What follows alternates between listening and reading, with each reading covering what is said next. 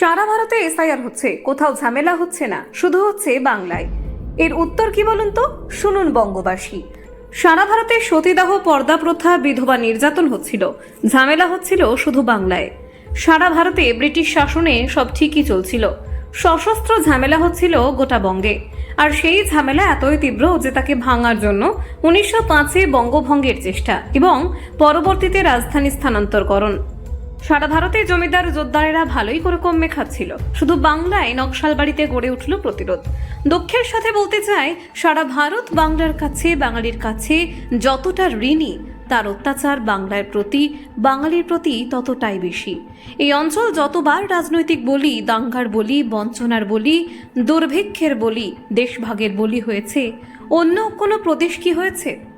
তবু বাঙালির প্রতি বাকি রাজ্যের মনোভাব দেখুন। বাঙালি যুবক অলস, অনাকর্ষণীয়।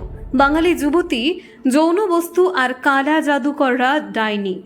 বাঙালি শ্রমিক বাংলাদেশি, বাঙালি কৃষক হার হাভাতে। বাঙালি হিসেবে এই অপমান যাদের মনে দাগ কাটে না, তারা তো বারবার বলবেই সারা ভারতে হচ্ছে, শুধু বাংলাতেই ঝামেলা, তাই না? সারা দেশ বিজেপিকে মাথায় তুলে নাচতে পারে, কিন্তু বাংলা আলাদা। সেই জন্যই বাংলায় বিজেপিকে কবর দিন।